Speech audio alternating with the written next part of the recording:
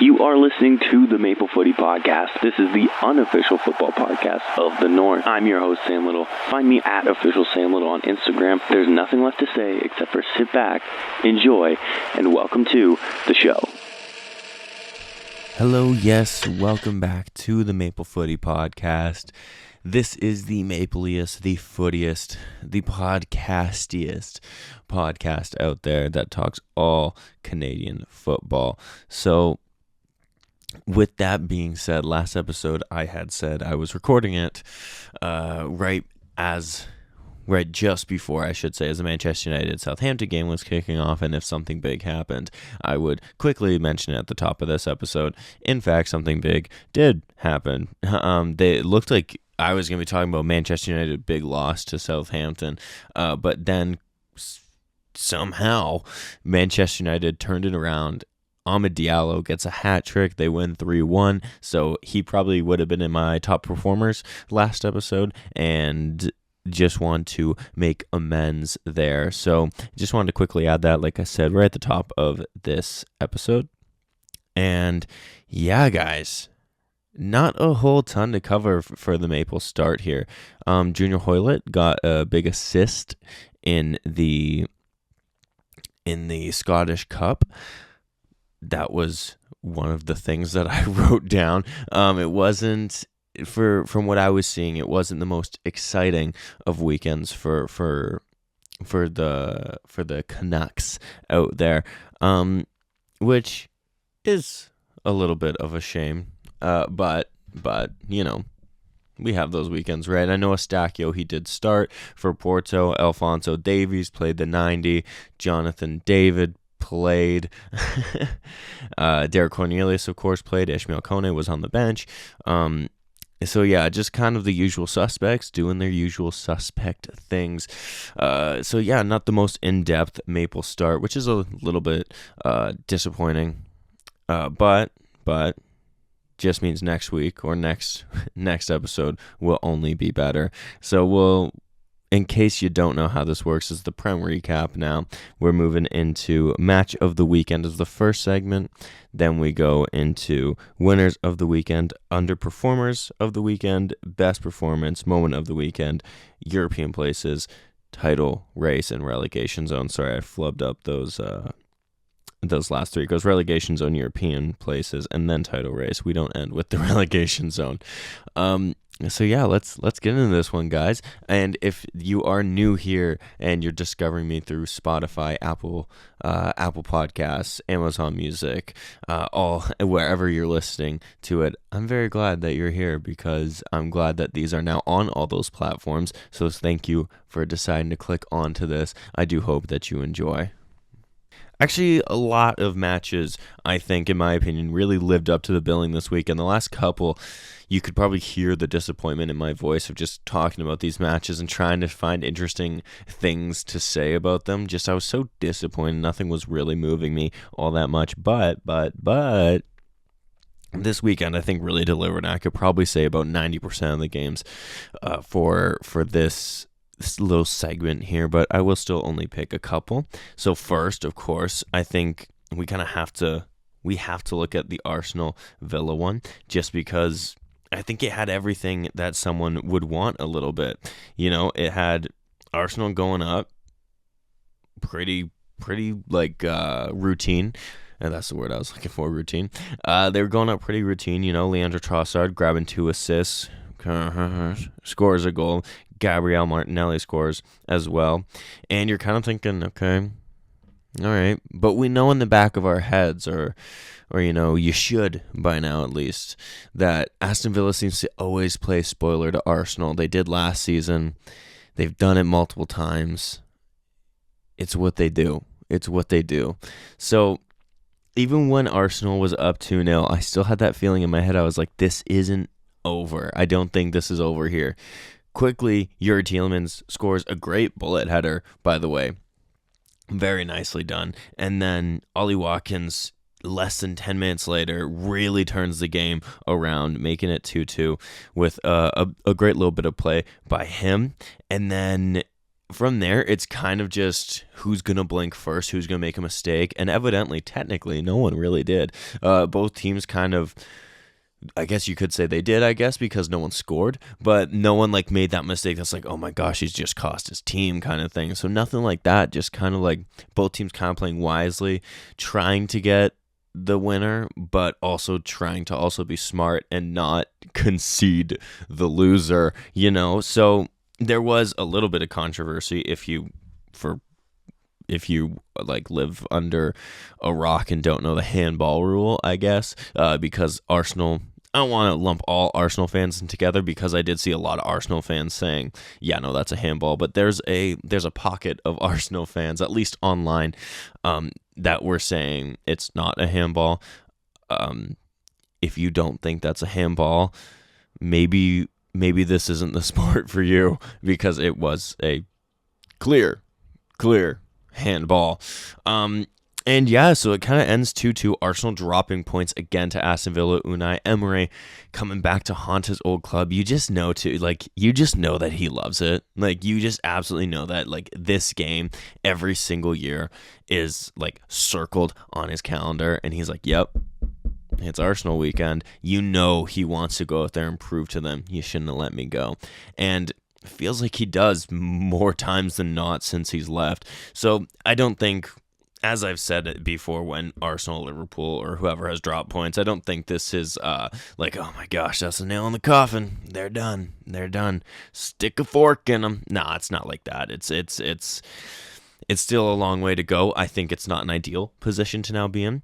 But for Aston Villa, at least, I think that it's pretty good, A win, I also think, would have benefited them more. I mean, obviously, that's kind of how the sport works. A win benefits you the most. But I think a win would benefit them more just because everyone in and around those spots were also picking up wins this weekend. So City, Bournemouth, Newcastle, of course, dropping points to Bournemouth. So it would have been a nice weekend to pick up a win because, it would have kept them a little bit closer. But they are only 2 points off of Manchester City, 4 points off of top four with Chelsea. So yeah, it's not the worst result for either team, but definitely I think both teams, when you kind of take away the emotion of everything, Arsenal will probably feel more disappointed come full time, and Aston Villa will probably be a little bit happier. But then kind of once both of them sit and digest it, I think both of them will kind of feel the same of like, you know what, points not the worst. We played a very quality side, and 2-2 was probably the fair result on the day. Next game, Bournemouth-Newcastle. Bournemouth traveling to St. James's Park. Not an easy place to travel, I guess, unless you're Bournemouth, because my word, what a performance from them. 4-1 to Newcastle at St. James's Park. Yeah, that's pretty massive. Justin Kluivert ran the show, and this isn't going to be the last time you hear his name uttered during this episode. But yeah, quick start here. Justin Kluivert scores a very nice goal in the 6th minute, but then Bruno Guimaraes scores in the 25th, and then also costs his team and basically bags an assist for Bournemouth as Bournemouth get back into it 2-1, and then pretty back and forth, kind of like the Newcastle game. Neither team really wanting to concede too much, but both teams kind of trying to push for an extra one. In Newcastle's case, pushing for the equalizer. In Bournemouth's case, pushing for the cherry on top, the cherry for the cherries. Sorry, that was so bad. But then Justin Kluivert scores, in my opinion, his best of the three in the 92nd minute. Great goal, this one. I mean, all of his goals were very nice on the day, but this one was superb. And then that put the game to bed, but Bournemouth still weren't done, by the way, because then Justin Kluivert decides he's done scoring, but he's going to assist one. He assists Kirkes, who, by the way, has had also a very good season so far. And I think that just sums up Bournemouth. I really think that just sums them up. They're a top side right now, and I think we will be seeing them in Europa League come next season. Areola has them playing so well right now. Justin Kluivert really coming into his own. He's always shown potential in flashes, and now he's really starting to come into his own. Kirkes, like I said, has been outstanding. Semenyo has been great. They just have a very solid team. I'll be interested to see what happens to the team come the transfer window, because we usually know when a team of Bournemouth size, no disrespect, usually when they have a very good season, the big boys start circling. But maybe this isn't the case. Maybe they can actually keep a good portion of the key players together, and they can actually maybe build on this, because they've been extremely exciting to watch. As a neutral, they've been so much fun to watch, and this game was no exception. Whereas it was pretty back and forth, it really felt like it was Bournemouth's game, if that makes sense. Like, yeah, Newcastle had some flashes here and there, but this was Bournemouth's game, and this was a Newcastle that was in great form on the run up into this one. So yeah, it just kind of really shows the team and just how good Bournemouth are at the moment. And for a final little one, just for if you want to go watch just a thumping, City Ipswich 6-0. I mean, I'm not going to really break this one down, apart from Chelsea. It seems like most of the big boys do beat Ipswich. As you well know, I have been kind of hoping that Ipswich stays up this season. It could be tricky, but of course, then the only team that they seem to want to beat was Chelsea. So thanks, guys, appreciate that. But yeah, no, just pretty one-sided affair, really. But I mean, if you want to see a classic, just thumping 6-0, yeah, this is probably the game for you from this weekend. Biggest winners of the weekend. Let's get into it. Since we're already talking about City, let's talk about City. Yeah, Manchester City back. It feels like I've said this 1,000 times this season, back to their winning ways. Yeah, and I say it feels like I've said this 1,000 times this season, because they haven't had a great season, right? They're still only just 2 points off top four. We all made this big, oh, ha, ha, ha, ha, look at City, they're being so bad. Yeah, they're ending this season in the top four. They're still going to get top four. They could still friggin' win the league. Honestly, yeah, they're 12 points off it right now. But would we put it past them? Would we really put it past them? No, I don't think so. But yeah, a big win. I think that's a big confidence boost for them. Kind of a stale 2-2 draw for them against Brentford. Not stale, I should say, a shock 2-2 draw when Brentford just decided to lock in for the last 10 minutes. Very amusing. They needed to get back to the winning ways that they found themselves in after losing and drawing all the friggin' time. So they needed a statement win. Now they got PSG midweek, and then they got Chelsea, where I'm sure they'll beat Chelsea, because why wouldn't they? It's a big top four clash. Chelsea will need the win, so why wouldn't City beat them? But yeah, I think it's very big for City. Keeps them in that European hunt for sure. And like I said, I really do think that they're finishing top four at this point. Another big winner are the guys that are chasing Man City's title, and that's Liverpool, because once again, not super impressed by Liverpool. I really haven't been for most of this season, and maybe I'm in the minority. I really don't know. I'd have to chat amongst fellow Premier League watchers or even Liverpool fans, because yeah, they're top of the table for sure, and they grinded this result out, but just not super impressive. But what was impressive was the fact that they really turned it around in that last 5 minutes. Stoppage time came up, and it's and Brentford, to their credit, I think, probably deserved something from this game. I really thought they defended real well.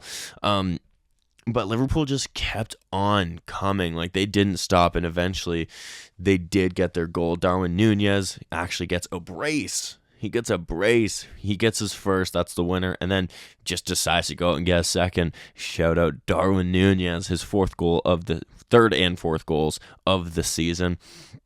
But yeah, I think that's huge for Liverpool, just because, especially with Arsenal dropping points right below them, I think that's very big. That's very big for Liverpool. Plus, they still have that game in hand that I've been harping on about the last number of episodes. They still have a game in hand. So they're 6 points, 6 points up at the moment. If they win again, if they win another game, that's a game in hand, they go up even more. And that could be very, very, very good news if you are a Scouser or a Liverpool fan. But yeah, no, like I've said about them all season, they take that champion result. They may not have deserved it. They may have deserved it. I think it was a pretty back and forth game. I do think a draw would have been fair, but you think they're not going to win the game, and then they do. They find a way. They dig in. They find a way. Darwin Nunez. The first goal was nice ball by Trent. Actually, it was just a nice play in general, but it comes down to a ball from Trent, and then Darwin Nunez passes it right into the back of the net. And then the second goal was, it was just a very nice goal. I believe Harvey Elliott gives Darwin Nunez the ball, and then Darwin Nunez just rifles it in. Very nice goal. It keeps Liverpool with that nice little gap between them and Arsenal at the moment. So I got to put them in winners of the weekend. And we're actually going to stick with Merseyside for our last little pick of winners of the weekend. Yes, they did it without Sean Dyche. No, I will never forgive them for firing Sean Dyche. Although there have been reports saying that potentially Sean Dyche actually felt like it was time for him to go. I don't know if I believe it. But sorry, that's just me just absolutely loving Sean Dyche, because how can you not? But yeah, no, they really 3-2 actually really flatters Tottenham, I think, because this game probably realistically should have been 3-0, but then Everton just kind of shut off, which, I mean, they have done through a good portion of this season, which is why they are in the spot that they're at. But at least on this occasion, they had done enough to when they did shut off, it was like, okay, we're still all right, guys.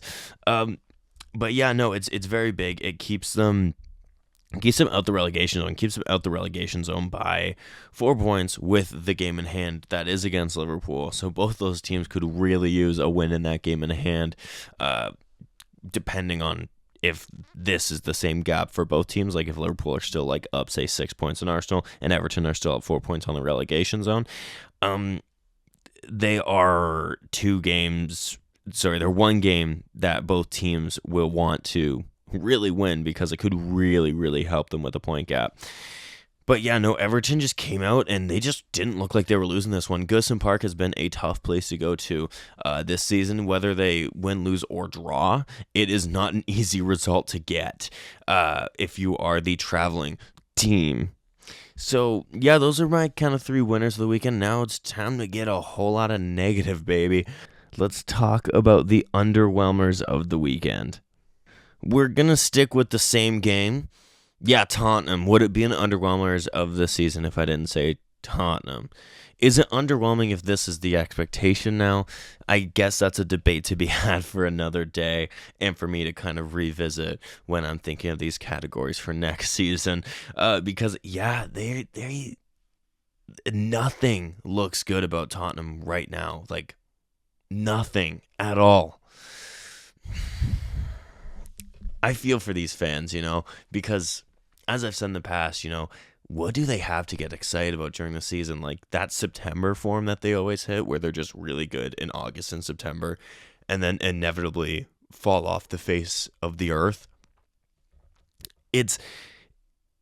I know Goodison Park is a hard place to go. Trust me, I'm a Chelsea fan. Yeah, it's not fun to watch Chelsea play at Goodison Park. It's not fun. But it feels like it's every single week. Tottenham is just finding new ways to just be disappointing and just not good. They have no real star power at that club right now. Yes, Son is a big name, but we know that his best days are most likely behind him. And outside of him, it's James Maddison, who's not really setting the world alight at the moment, who I actually am a fan of James Maddison, but, when he's hot, he is hot. But when he's not, he's not. Kulusevski looks like he might be out the door. Richarlison isn't great at all. You just kind of look and goes, okay, they don't have Harry Kane anymore. It's not a good. I don't think it's a good time to be a Tottenham fan. Has it ever been a good time to be a Tottenham fan is the real question. But yeah, you figure you'd hope that against a team like Everton they get something, but they don't. They don't even get a draw. They just straight up lose. What's their next run of games? It's coming down to this now. We're looking at their games going, oh man, maybe they might get a result with this one. Okay, sorry, that's Europa League. So they got Leicester. You would expect them to win. And then they got Brentford. Not an easy game. And then Manchester United. So United and Tottenham are going to have a mid-off. Brentford are a tough game. Leicester are... Okay, so that's not the worst schedule, actually. So it could be worse, in all fairness. But when it's Tottenham, it can always be worse, actually. So, yeah, just looking very uninspired. Ange looks out of answers. He looks like a man that knows that his managerial fate at the club has already been written, if you know what I mean. And yeah, like I said, they just don't look good right now. But we'll move away from Tottenham into another team that's no stranger to being on here, and that is Manchester United. I kicked off this episode by giving a quick little recap of their last game where they turned it around. Big hat-trick from Amad Diallo. And, thought they might build on it. No, they didn't at all.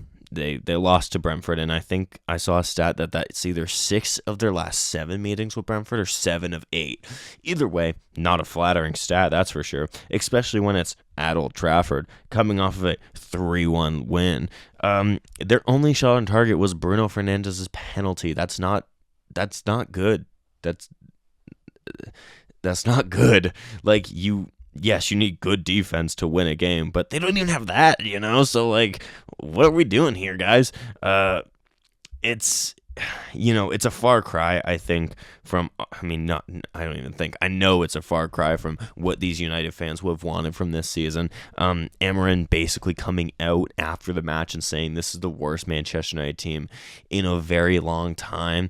Yeah, that's not really something that you want your manager to be saying publicly. Maybe we leave that behind closed doors, but maybe he's just trying to motivate his boys. I have no idea. But yeah, Onana still just looking like a bad buy. Defense wasn't awful, but wasn't great given the price tags on some of those guys. Midfield was overrun, and like I said, attack had one shot, and it was a penalty. Well, one shot on target, sorry, and it was a penalty. Oh, man, it really is just like... What do you even do? It needs, as I've said multiple times this season, it really just feels like it's like you just got to blow it up and restart at this point. Like, you just have to have a mass exodus of the squad, bring in some young, fresh talent that's hungry for these games, and it just doesn't look good right now, And to make matters even worse, Garnacho could be coming to Chelsea. Yeah, I know. Not excited about that one if that one does happen. I'm not a massive... I don't think he's bad. I just don't think he's what Chelsea needs right now. But that's a different podcast. But yeah, we'll move on from the two disappointing big boys to another disappointing big boy. Yeah, you thought I was done. Nope, it's Newcastle. You would have... Bournemouth is a good team, but I don't think anyone would have predicted 4-0. Maybe an optimistic Bournemouth fan. But yeah, they're coming off of a very, very good run of games. They hadn't lost since, at least in the Premier League, haven't lost since December 7th.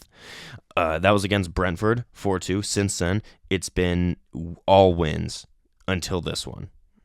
All wins until this one, and they didn't look good at all. Like, yes, they looked like they were teasing a little bit to maybe equalize at some point, but they just never really looked convincing. You never really thought it was gonna happen, and guess what? It didn't happen. So yeah, I don't think this is like Newcastle season. It's crumbling. No, I think that they're going to go straight back to winning ways. They have Southampton next, so that's a pretty good indicator. But yeah, they're just too class right now, I think, despite this little bump in the road. And I think that's what it is. They came up against a quality side that just blew them away on the day. And really, like, that happens, like it does happen. It happens to every team. So, like, it's not like, oh my gosh. No, it's just like, yeah, it was a bad afternoon. And it was. That's what it was. And that's really all it was. But they didn't escape. They didn't escape my underwhelmers talk. That's for sure. They still got in here. So yeah, it was a bad afternoon. And guess what? I just made it even worse. You're welcome. I'm kidding. Anyways, let's move on from the underwhelmers. Let's get back to being a little bit positive. Let's get into best performances. And once again, let's stick with this game because it's Justin Kluivert. Notice how all these transitions this one, by the way, man, I'm on it. I'm going from one to another. Just nicely done. Just from one game, keeping that game going to the next category. Oh my gosh. I'll tell you what, you don't get that with any other footballing podcast. You probably do, but we'll act like you don't. So yeah, Justin Kluivert, I mean, like, if you saw Twitter, if you saw Instagram, if you saw TikTok, except for my friends in the United States who were banned for all of 12 hours from TikTok, if you saw anybody talking Prem, you saw them talking Justin Kluivert. He was unreal. He was unplayable this game, if we're being honest. Like he just was. This is his second hat trick of the season, but this one's not a hat trick of penalties, which is equally impressive, by the way. Don't let anyone tell you otherwise. Yeah, he was phenomenal, just running the show. Obviously, 3 goals, an assist, just cutting through like the Bournemouth midfield and defense, kind of really doing his job pressing from the top. And of course, those finishing touches of the hat trick and the assist. Like, it really doesn't get of a better performance than that. Just really a proper performance, all round, like great midfielder performance.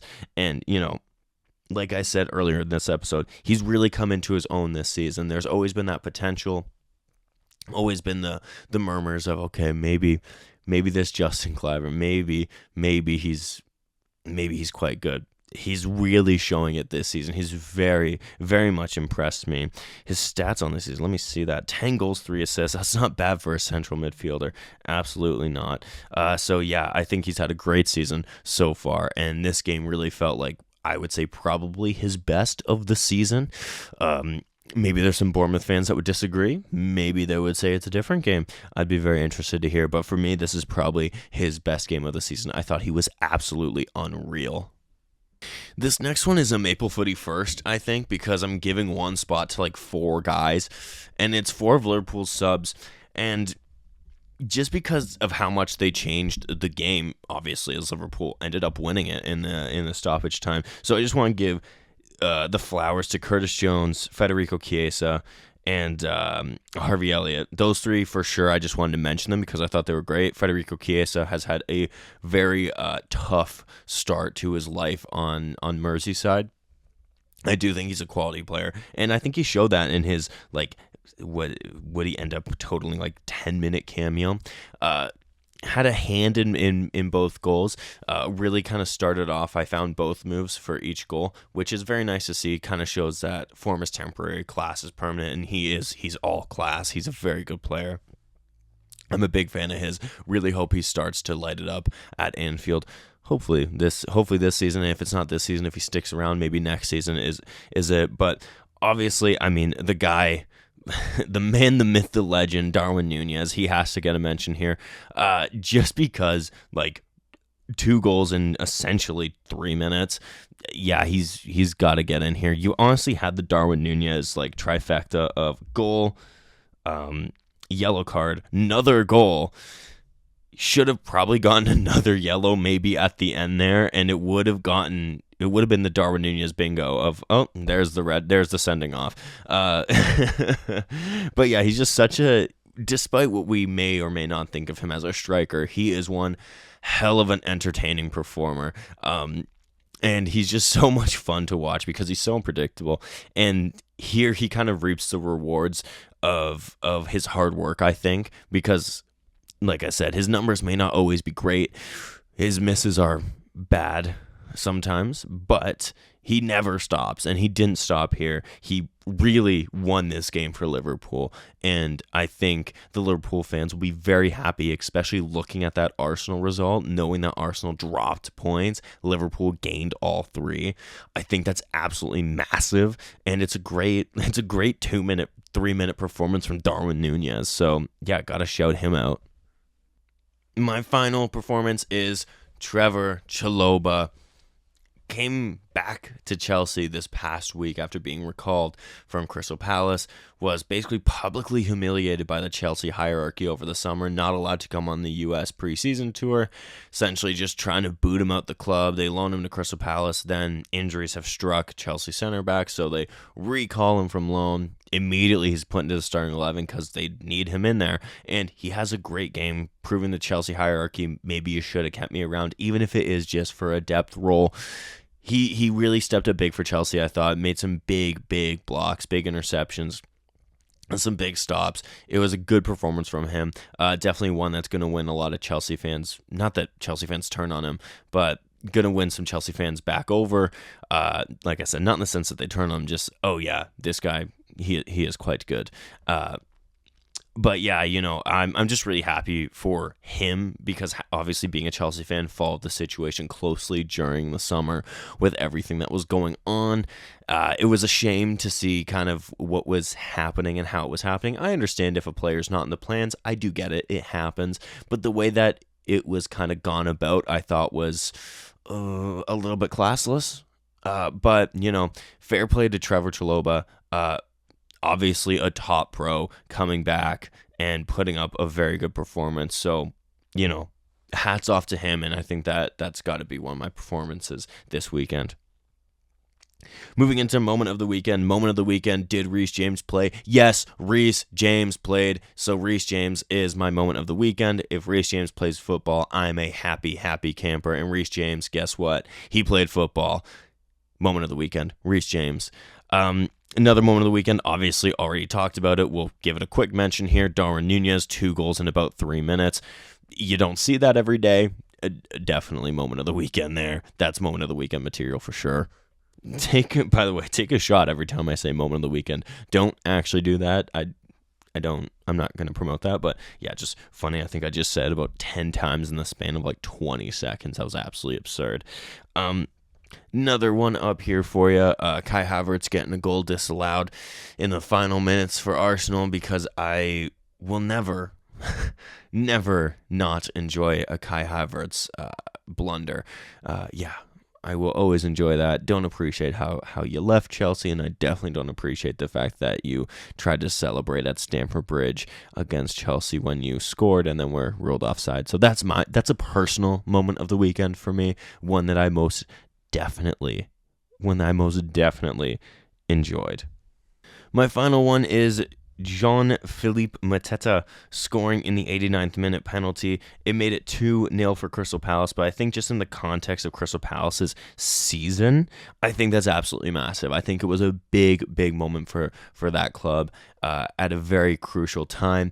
You have to convert that penalty there to make it 2-0 because if you don't, you're leaving room for West Ham to come back, and a team that struggled to get results, to see out results, to hold on to results, doing this at that moment, like it's 89th minute, that's a big pressure penalty.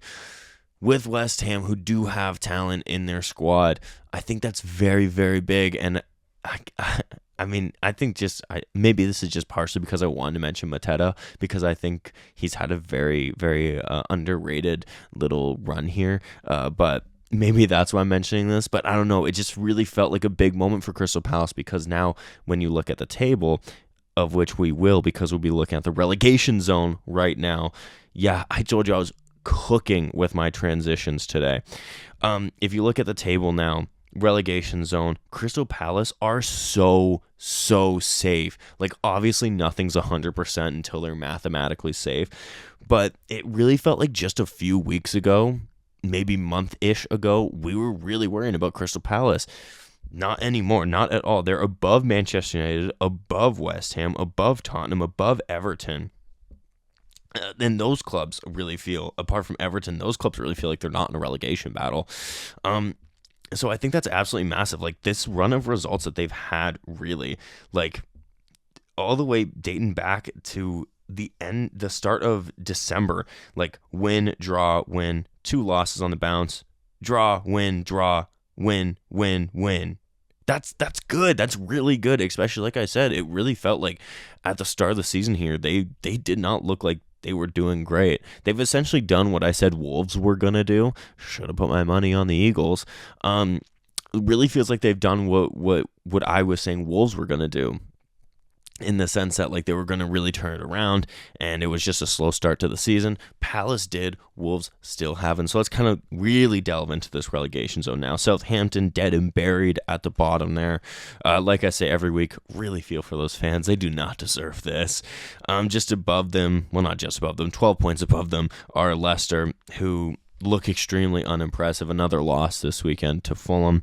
Above them is Ipswich, famously losing 6-0 to Man City. And above them are Wolves. Each of these teams lost this weekend. Not one of them capitalizes. And I'm mainly really talking about Wolves, Ipswich, Leicester, because if Southampton had won, it really wouldn't have done a whole ton for them.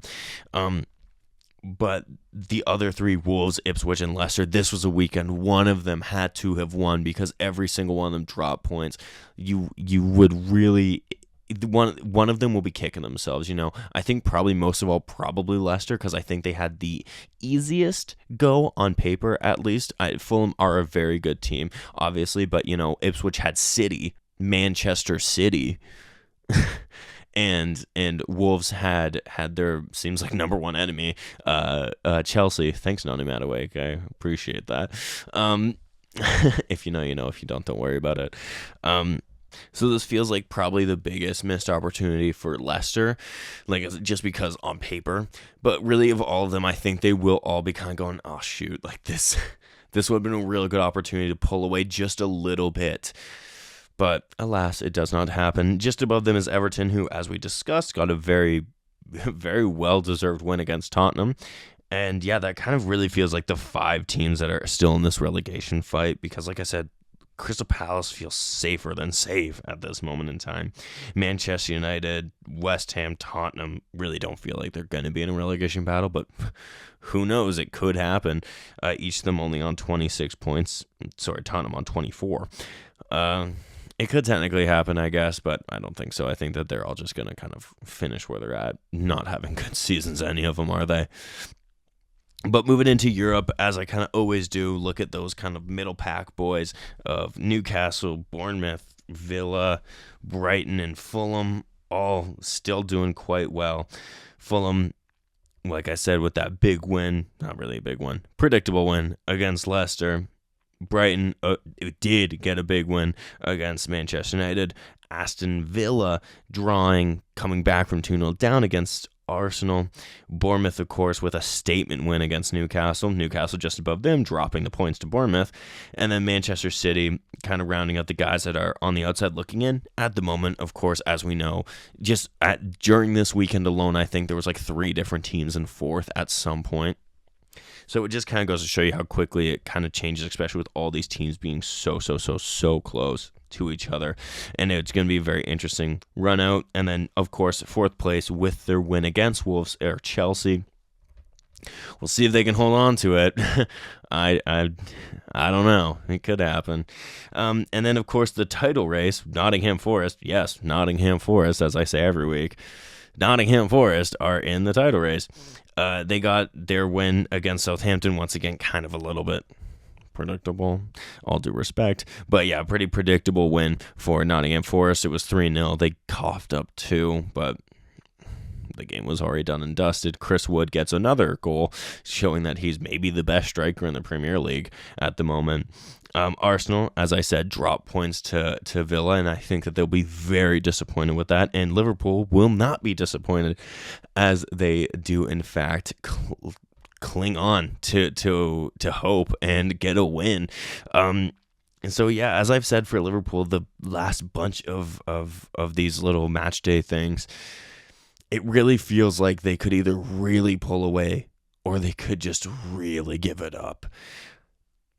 I'm not sure which one it'll be. I'm not super sold on them at the moment, but right now, like, they are still first and have been first for a good portion of this season. So obviously something that they're doing it right. So who am I to say that they're not? But with all that being said, that kind of does bring to a close this episode of the Maple Footy podcast. So thank you so much for listening. I hope you're enjoying the season so far. I will, of course, be back after next match day, as I always am. I haven't missed one yet. Can you believe that? We're like 22 in, and I have not missed a single one. That's devotion to the grind right there. But yes, no, thank you so much for choosing to spend around about 40 minutes with me. I do appreciate it. Like I said, we're on all platforms now, so whichever one you like to listen, follow or subscribe, depending on what the platform has. Either follow, subscribe, download, do all the stuff that you would do for your favorite podcast. And yeah, follow me on socials and all that fun stuff. And yeah, guys, have a great week. I do hope that you're already having a great one. And until next time, cheers, everyone. And that was your Maple Footy podcast. Thank you so much for listening. Check my socials for any and all future updates at Official Sam Little on Instagram, where I am most active. And until next time, live, laugh, little.